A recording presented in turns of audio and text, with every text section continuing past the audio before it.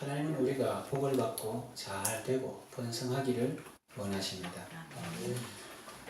13장 17절에 보면 후반부에 여호와께서 그의 진노를 그치시고 너를 긍휼히 여기시고 자비를 더하사 네 조상들에게 맹세하신 같이 너를 번성하게 하실 것이다. 이게 하나님의 본 마음이거든요. 그래서 하나님은 우리가 복받고 잘 되기를 원하시는데 개인뿐 아니라 공동체가 복받기를 원하십니다. 자, 그러기 위해서 우리가 할 일은 무엇일까요? 첫째로 유혹하는 자의 말을 청조하지 말라고 하십니다. 3절 상반절 같이 봅시다. 시작. 너는 그 선지자나 꿈꾸는 자의 말을 청조하지 말라. 아멘. 정말 그러니까 좀 이상하죠. 그러니까 1절 2절 같이 봅시다. 시작. 너희 중에 선지자나 꿈꾸는 자가 일어나서 이적과 기사를 내게 보이고 그가 내게 말한 그 이적과 기사가 이루어지고 내가 알지 못하던 다른 신들을 우리가 따라 섬기자고 말할지라도 그런 문맥입니다. 그래서 그 유혹하는 자의 말을 청종하지 말라고 하시는데 그 사람들은 우리가 방금 읽은 바와 같이 선지자나 꿈꾸는 자입니다. 이루어진다고 해서 그것이 그의 올바름을 증명하는 것은 아니다. 이것을 우리가 기억해야 합니다. 심지어는 가까운 사람들일 수도 있습니다. 6절 읽읍시다. 6절 시작. 내 어머니의 아들 곧 내 형제나 내 자녀나 내 품의 아내나 너와 생명을 함께하는 친구가 가만히 너를 꾀어 이르기를 너와 내 조상들이 알지 못하던 다른 신들 곧 내 사방을 둘러싸는 민족 혹 네게서 가깝든지 네게서 멀든지 땅 끝에서 저기까지 있는 민족의 신들을 우리가 가서 섬기자 할지라도 거기까지. 그래서 그렇게 유혹하는 거예요. 다른 신들을 우리가 섬기자. 그렇게 말합니다. 하나님 외에 다른 것을 섬기자는 것입니다. 그것은 우상일 수도 있습니다. 돈이나 쾌락이나 명예일 수도 있습니다. 인기일 수도 있습니다. 친구가 하나님 섬기지 말고 그걸 섬기자고 합니다. 너 하나님 섬긴다고 하는데 요새 하나님 믿는 사람 누가 있나? 자기가 안 믿으니까 그러죠. 우리 이스라엘 마음에 이르기를 하나님이 없다 하다. 요새 목사님들도 하나님 안 믿는 사람 많아. 그냥 형식적으로 다니고 예수님께서도 내가 올 때 믿는 자를 보겠느냐 그랬잖아. 믿는 사람 참 적고. 그런데 그렇게 너 하나님 따라가면 너는 왕따 된다. 인기 내려간다. 돈 못 번다. 이 바닥에서 생존하지 못한다. 그러니 돈을 섬기고 인기 따르라는 사람이 되라고 합니다. 그런 말을 할 때 나하고 상관없는 저 꿈꾸는 자나 거짓 선지자 뿐만 아니라 내 품의 아내나 내 형제나 친구나 이런 가까운 사람들이 유혹할 때도 어떻게 하라고? 청정하지 말라. 들을 청자 따를 정자 듣고 따르지 말라. 그렇게 하십니다. 그런 말 듣지 말고 마음도 솔깃하지 말고 귀도 기울이지 말라는 것입니다. 더 심한 표현이 나옵니다. 두 번째, 그를 죽이라고 하십니다. 5절 읽읍시다. 시작. 그런 선지자나 꿈꾸는 자는 죽이라. 이는 그가 너희를 애굽 땅에서 인도하여 되시며 종되었던 집에서 속량하신 너희의 하나님 여호와를 배반하게 하려 하며 너희의 하나님 여호와께서 내게 행하라 명령하신 도에서 너를 떼어내려고 말하였습니다. 너는 이같이 하여 너희 중에서 악을 제하리라.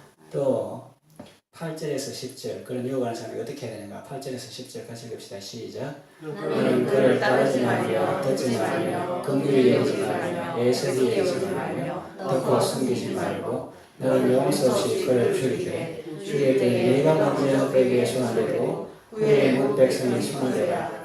그는 애굽 땅 종되었던 집에서 너를 인도하여 계신 내 하나님 여호와에게서 너를 깨어 떠나게 한 자니 너는 돌로 쳐 죽이라. 이거 읽으면서 갑자기 무시무시하다. 하나님 싫어진다 하는 사람들 보세요. 그런 생각이 인간적으로 들 수 있습니다. 그래서 분명히 유혹하는 선지자나 꿈꾸는 자를 죽이라고 하십니다. 사랑의 하나님이 왜 이런 엄청난 명령을 하실까요? 그만큼 심각한 범죄이기 때문입니다. 그것은 공동체를 무너뜨리는 범죄이기 때문입니다. 괴사한 다리는 잘라내야 생명을 건질 수 있습니다. 썩은 것은 차단하고 분리해내야 나머지를 살릴 수 있습니다. 그거 살리려고 가만히 놔두면 공동체 전체가 무너지기 때문입니다. 죽여야 할 이유를 말씀하십니다. 이는 그가 너희를 애굽 땅에서 인도하여 내시며 종되었던 집에서 속량하신 너희의 하나님 여호와를 배반하게 하려 하며 너희의 하나님 여호와께서 내게 행하라 명령하신 도에서 너를 꿰어내려고 말하였음이니라. 너는 그를 죽여서 너희 중에서 악을 제하라고 말씀하십니다. 8절은 가까운 사람에 대한 말씀이었죠. 형제나 자녀나 아내나 친구는 정말 가까운 사람들입니다. 그래도 그들이 배도하자고 유혹하면 어떻게 하라고 하십니까? 8절에서 읽은 대로 따르지 말며 듣지 말며 긍휼히 여기지도 말고 애석히 여기지도 말고 덮어 숨기지도 말고 나는 용서 없이 그를 죽일 때 네가 먼저 그에게 손을 대고 후에 못 백성이 손을 대라 말씀하십니다. 여기서 죽여야 할 이유를 말씀하십니다. 그는 애굽 땅 종되었던 집에서 너를 인도해 내신 네 하나님 여호와께서 너를 꿰어서 떠나게 하려 한 자이니 너는 돌로 쳐 죽이라. 그리하면 온 이스라엘이 듣고 두려워하여 이 같은 악을 다시는 너희 중에서 행하지 못하리라. 너를 꿰어서 구원자 하나님에게서 떠나게 하여 했다는 것입니다. 멸망케 하여 했다는 것입니다. 그러면 아들도 죽여야 하나? 아내도 죽여야 하나 생각할 수 있습니다. 과거 신정국가일 때는 그대로 순종해야 했습니다. 그러나 지금은 상황이 다릅니다. 대한민국은 신정국가가 아닙니다. 정치 형태는 민주국가입니다. 국민들 중에는 여호와 하나님을 섬기는 사람만 있는 것이 아니고 다른 신을 섬기는 사람들도 있습니다. 나와 신앙이 다르다고 다 죽여버리는 것은 옳은 일도 아니고 바람직한 일도 아닙니다. 그를 죽이는 것보다 더 중요한 것이 있습니다. 그것은 그의 사상에 내가 물들지 않는 것입니다. 그를 죽였다 하더라도 죽이기는 죽였는데 내 속에 탐심이 있고 그의 생각이 내 속에 살아있다면 그건 끔찍한 일입니다. 그러므로 이 시대를 사는 우리는 하나님의 말씀에 지혜롭게 순종해야 합니다. 이 시대에 신앙이 다르다는 이유로 사람을 죽이는 것은 허용되지 않지만 내 속에 그의 사상이 들어오지 못하게 하고 죽이는 것은 내가 할 수 있는 일입니다. 그러니까 이 말을 죽여라. 애석이 긍휼히 여기지 말고 죽이되 네가 먼저 손을 일할 때 하나님 잔인하다 이런 생각을 할 게 아니라 그토록 처절하게 철저하게 명령하시는 하나님의 중심을 알고 하나님의 사랑을 알고 그것을 내게 적용시켜야 된다. 내 안에 있는 그를 죽여야 합니다. 공동체 안에 그런 사상이 발붙이지 못하게 해야 합니다.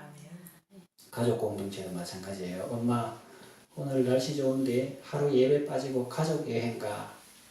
그것도 예수님 갖다 붙여. 예수님이 가족끼리 서로 화목하게 지내라 했잖아. 이라고. 친구 생일 파티에 가게 해줘. 친구하고 놀러 가는데 나 빠지면 친구 사이에 왕따 돼. 그럴 때 그들의 말에 동조하지 마십시오. 성경 말씀 그대로 듣지도 말고 귀를 기울이지도 말고 유혹에 넘어가지도 마십시오. 자녀의 그런 모습을 인정하지 말고 허용하지 말고 타협하지 마십시오. 자녀가 결국은 자기 고집대로 한다고 해도 말은 분명하게 해 주어야 합니다.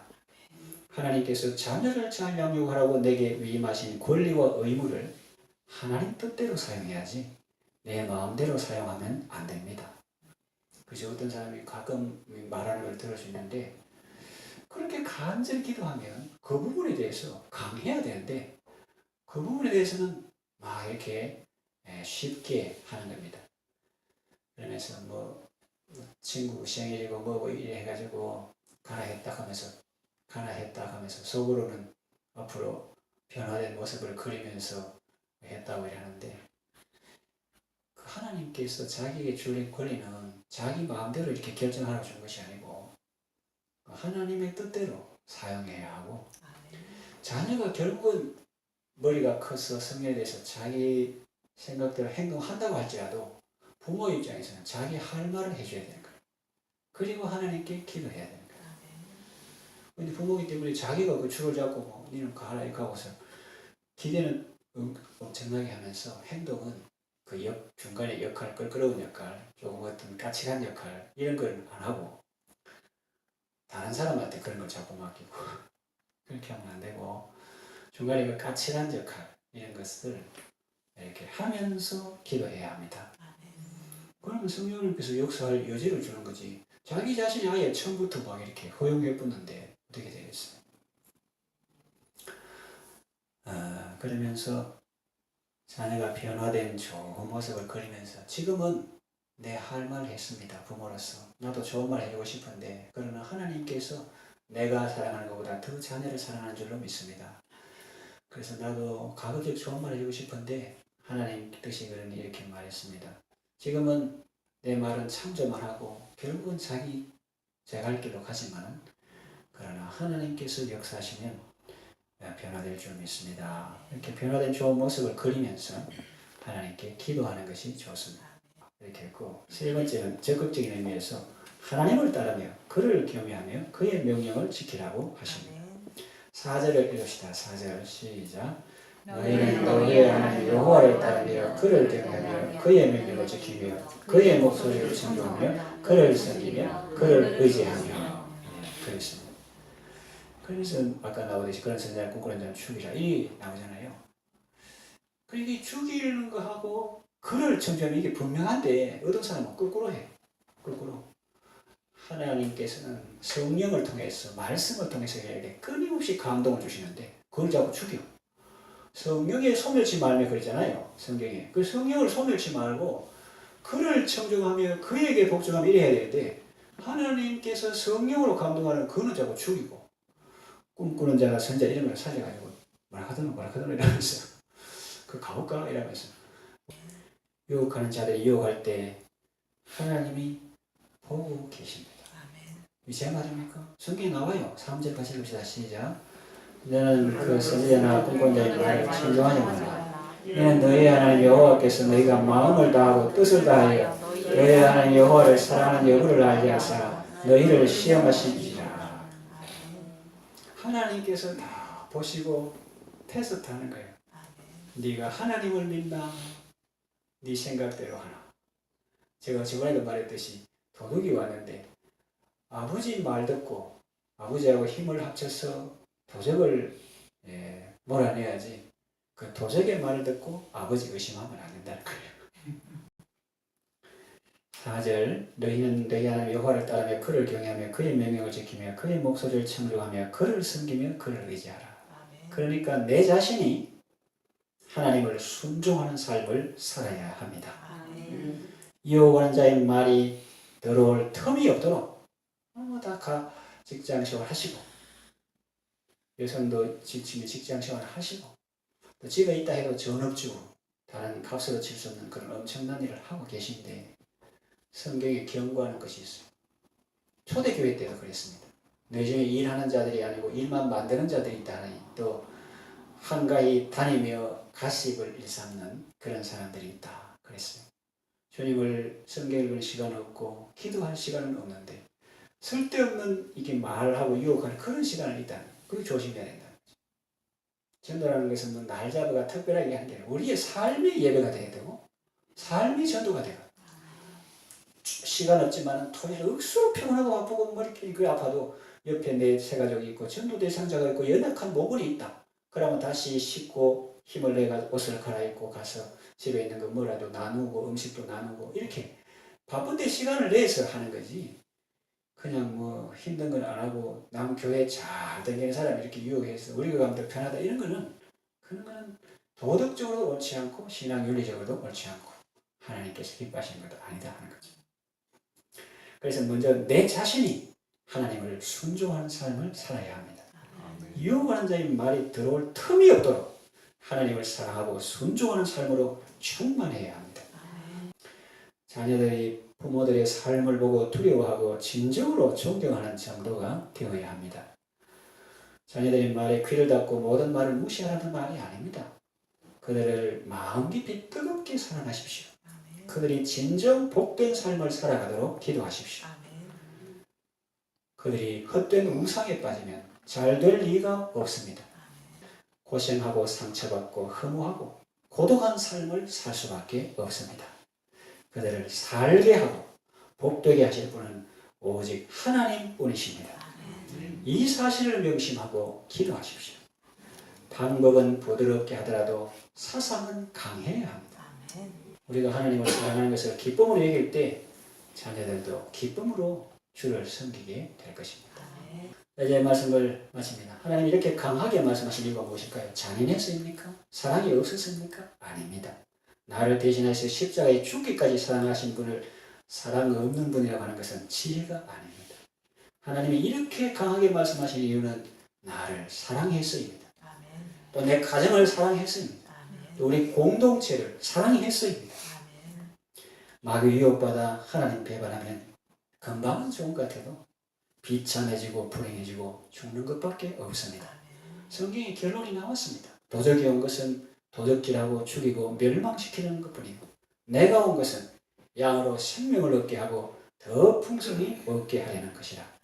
그러니 선한 목자이신 예수님의 음성을 잘 들으시고 바른 길, 복된 길, 생명길 걸어가시기를 바랍니다.